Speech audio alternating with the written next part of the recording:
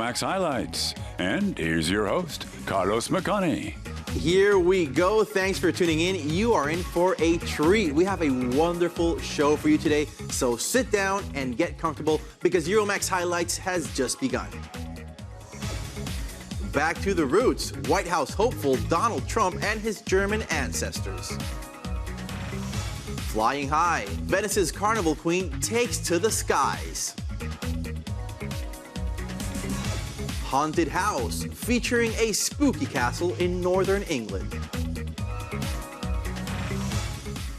Did you know that U.S. presidential candidate, hopeful, and reality TV star Donald Trump has German roots? Well, his grandfather lived in Germany before emigrating to the United States, and some distant relatives of his remain in a sleepy town about 1 hour south of Frankfurt. It's called Kallstadt. In fact, the Trump family lineage became an essential plot point for the Kings of Kallstadt documentary film. We went to Kallstadt to meet with the director of the project and find out more. Kallstadt in the Rhineland-Palatinate would be like any other quiet village along the German wine routes if this man did not have ancestors from here. Donald Trump, New York real estate tycoon and U.S. presidential candidate. You'd think Trump would have no popularity problems in Kallstadt, but his blustering campaign appearances have horrified some of the locals. Personally, I don't think much of him, because I think he thinks more of himself. He's egoistic. He doesn't think about the people he's supposed to represent. He's certainly quite cunning, but he's also very polarizing. And that bothers me. The story of Trump's German roots inspired the documentary film Kings of Kallstadt. Director Simone Wendel grew up just a few hundred meters from the former Trump family home. Frederick Trump, Donald's grandfather, lived here until 1885. My grandfather, Frederick Trump, came to the United States in 1885. They were from Germany. I have great German heritage. I'm very proud of it. Great place, but we all love the United States the best. But you know what? I love Kallstadt also. Even if Trump makes some Kallstadt residents uneasy, pride that someone from here made it in the U.S. generally outweighs that sentiment. What the locals really respect is achievement. We're a very hard-working and active people, always doing something. So they respect anyone who emigrates and gets so far. To put it neutrally, they respect him. But how much Trump has remained in Kallstadt? Simone Wendel set out on a search for relatives of Donald and filmed them. Das ist Fritz, der Dorfjäger. Ist der Großcousin von Donald Trump. That makes him his nearest relative in Kallstadt. Some branches of the Trump family tree have become quite tangled over the generations. Donald, sein Großvater, der Auswanderer, und unsere Großmutter waren Geschwister. Großmutter meiner Mutter. Und dann, das war die Urgroßmutter, das ist die Urgroßmutter. Dann ist Ihre Urgroßmutter die Mutter vom Auswanderer. Kann sein. Trump is not the only economic heavyweight with roots in Kallstadt. The father of Henry John Heinz, founder of Heinz Ketchup, also came from here. I started out because I didn't think it was a coincidence that they both came from this village. We have a social microculture here, open, with a strong sense of community and cooperation. I think if you're frank and don't avoid things, it helps you in the outside world. But what does Kallstadt mean to Donald Trump? To find out, Simone Wendel traveled to the U.S. She took along a cake and a photo of the Trump house. Wow, that's beautiful. Still exists. Yeah. Do you feel any Kallstadt values in yourself? Well, the people in Kallstadt are very reliable, strong people. And I feel that about myself. Simone Wendel worked on Kings of Kallstadt for 5 years. Trump's White House ambitions have now given the film new impetus. But what will happen to Kallstadt if Trump actually does win the election? If Donald Trump becomes president, lots more journalists would come to Kallstadt, but I don't think much would change for the locals. They're not going to build a replica of the Trump Tower or put up signs. I think things will remain the way they are. Some villagers are already so annoyed at all the attention that they secretly hope Trump will not scale those heights. Foreigners often encounter difficulties integrating into new countries, communities, and cultures. A good way to express your feelings about these difficulties is through humor, and the internet provides a wonderful platform for sharing them. Going viral is pretty much everyone's goal on social media, and a Syrian artist who has been living in Berlin for over 2 years now has done just that. Why has his video become so popular on the internet? Let's find out. Hello everyone and welcome to my very first video for you. My name is Firas Alshater. I've been living in Berlin for 2.5 years and I come from Syria. Firas Alshater creates videos and posts them on the internet. They're about how he sees the Germans he lives among. The series is titled Sukar, which means sugar. It's easy for anyone in Germany, whether a German, a refugee, a foreigner, anyone who's interested, to watch our videos and have a good laugh. This video documents an experiment. He took up position blindfolded in the heart of Berlin. The sign next to him says, "I am a Syrian refugee. I trust you. Do you trust me? Hug me." He stood there and waited. And waited.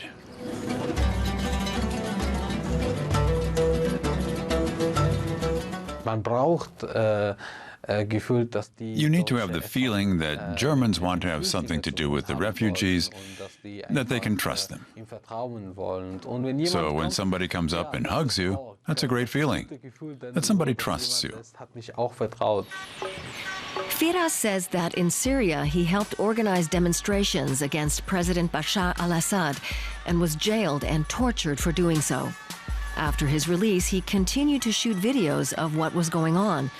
He came to Germany in 2013 to work on a film project and then applied for asylum. On my very first day here, the Carnival of Cultures Festival was underway. It was quite a surprise. I thought, oh my God, what is this, a carnival? I'd never seen anything like it in my life. Everyone was drunk, there was lots of naked skin, it was all new to me. It took a while to get used to it all.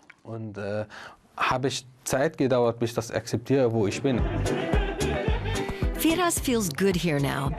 His relaxed approach to the fraught issue of cultural integration resonates with many. His videos on social media have been viewed more than 2 million times, though at first he only posted one on his personal Facebook page. He and his team want to build on his success and produce more films. We definitely want to make more people laugh. And we want to continue to examine life in Germany from our perspective, to show what we do and how I see Germany.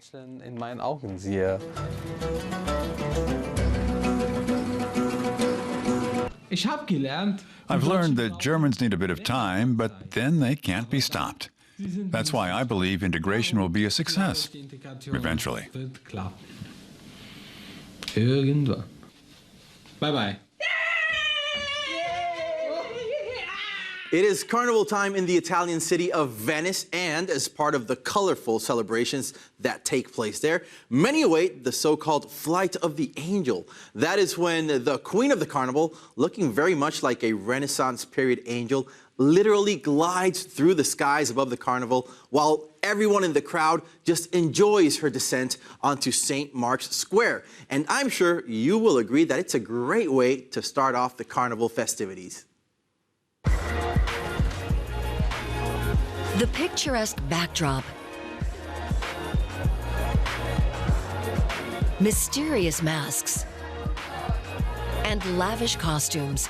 When Venice celebrates Carnival, visitors flock from around the world. Thousands gather on St. Mark's Square to await the Volo dell'Angelo, the flight of the angel.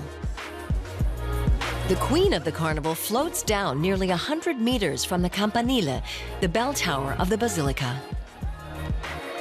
The Campanile is a very impressive monument, and when someone plunges from this height, it's absolutely gripping. Oh, it makes me dizzy just to watch it. She's pretty as a picture. That's the idea of Carnival originally, that everybody put on a different personality, maybe. Irena Rizzi begins her metamorphosis into an angel 3 hours before the show. For the 19-year-old schoolgirl, this performance is fulfilling a dream.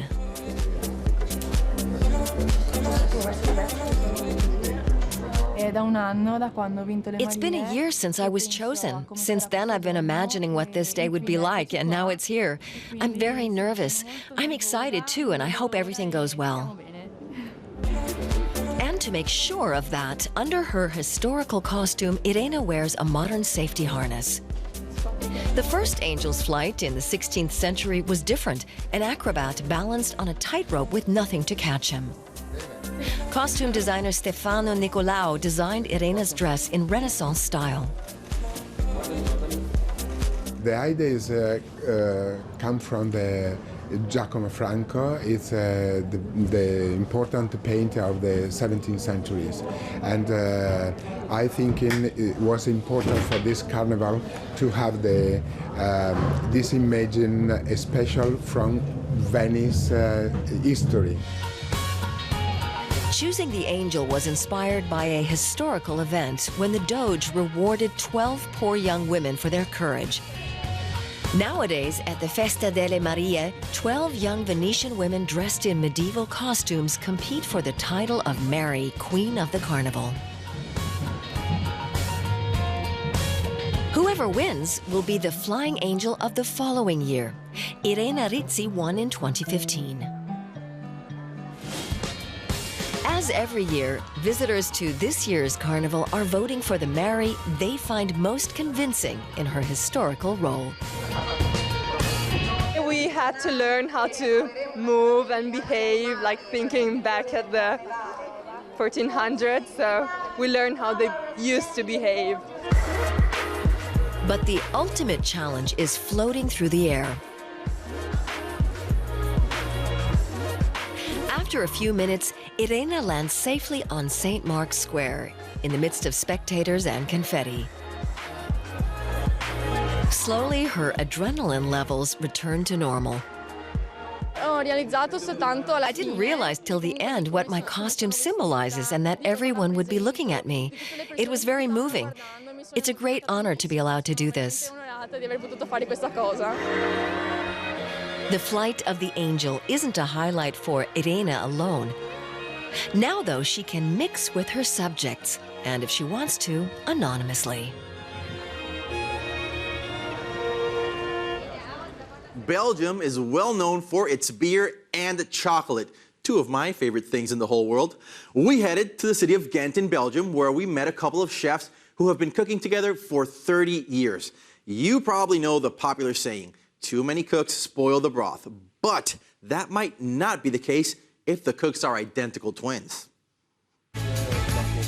Sautéed lobster, scallops with thyme butter. Gourmet dishes created up by top chefs in the comfort of your home. Kristof and Stefan Boxy operate Belgium's most exclusive catering service. The two brothers have been standing side by side at the stove since their childhood and complementing each other perfectly. Two chefs, one shared taste experience. Well, they are identical twins after all. A little lobster sauce, which normally I hate, to be honest, but we make it on our way. It's very intense. But has no dirty taste. We don't like aangelegde de sausen. I like it very...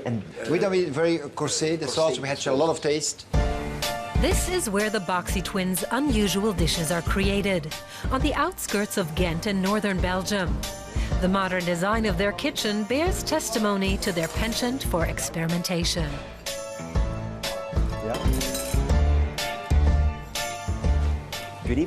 So this is the chervil root. Is it pureed too much? Or is it just right?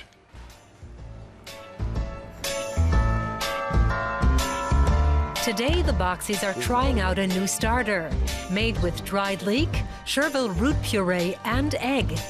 They make a record of each new creation, noting all of the ingredients down to the very last gram. The division of labor is also clear. Stefan is creative, while Kristof is pragmatic. His brother's creativity sometimes makes him nervous, but they work very well together as a team.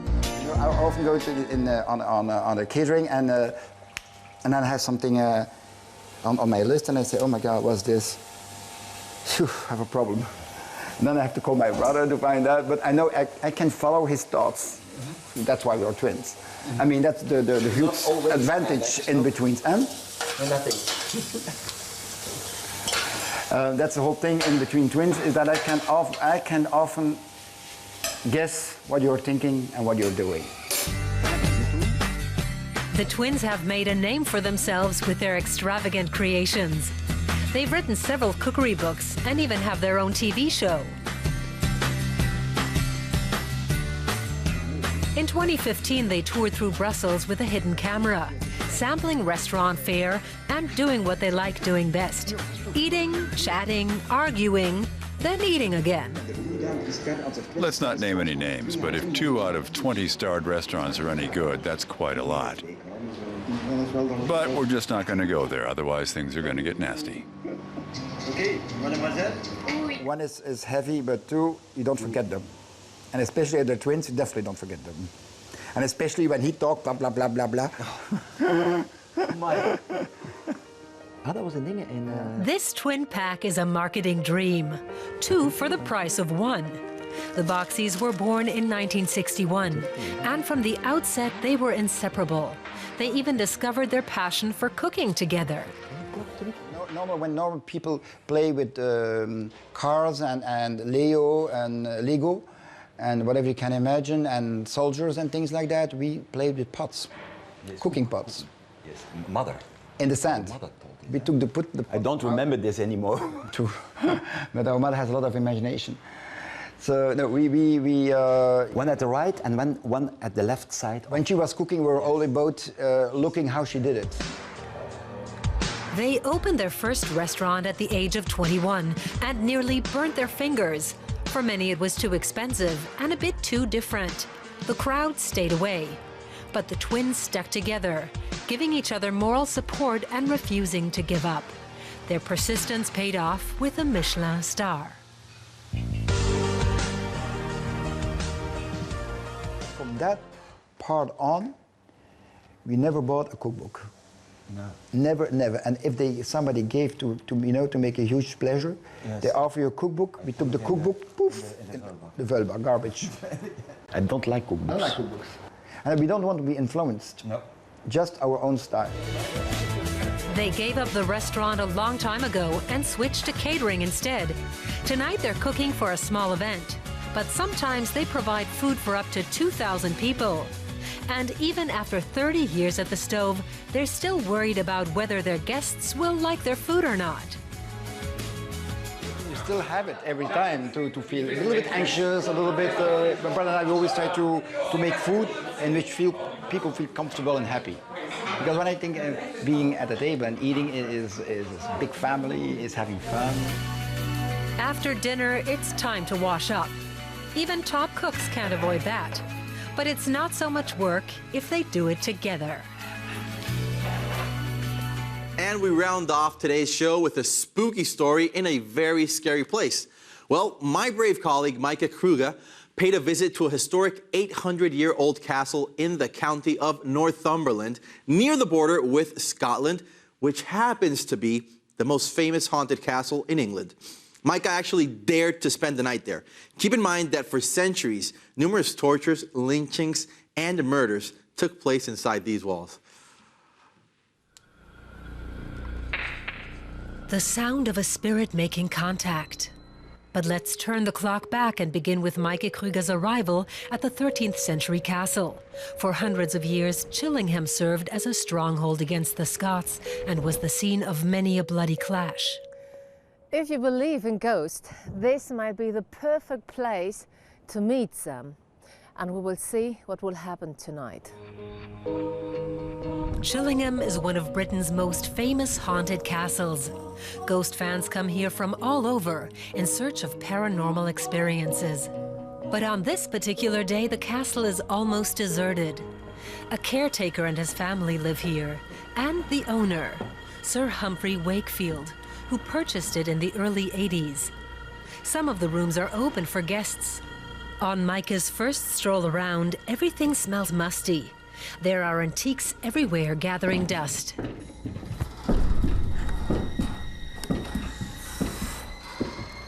If this place doesn't give you the creeps, nothing will.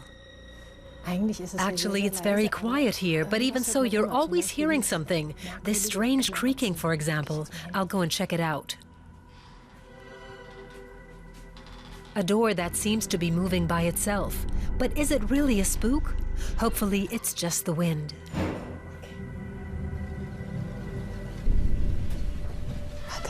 Not a soul around anywhere, or is there?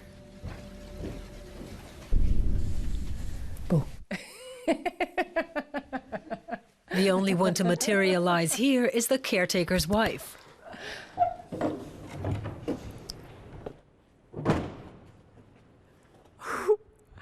Outside, it's really, really very spooky because it's so dark.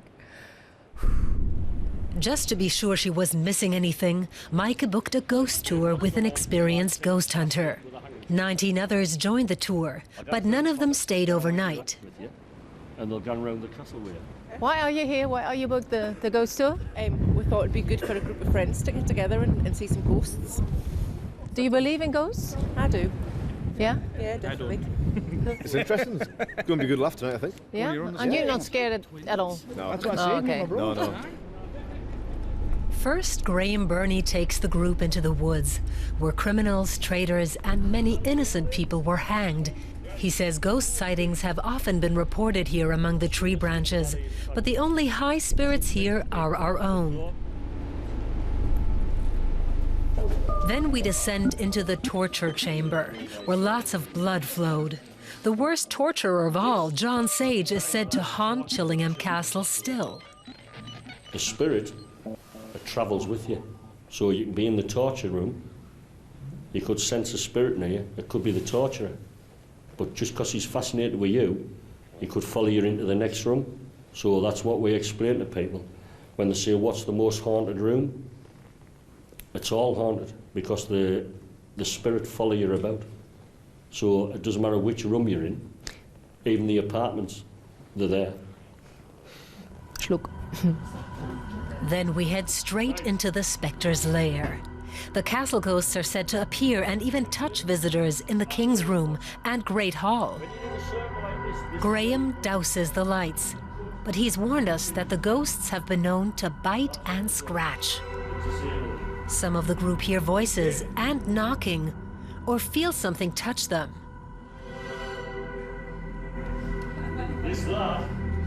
The fear and excitement are starting to have an effect.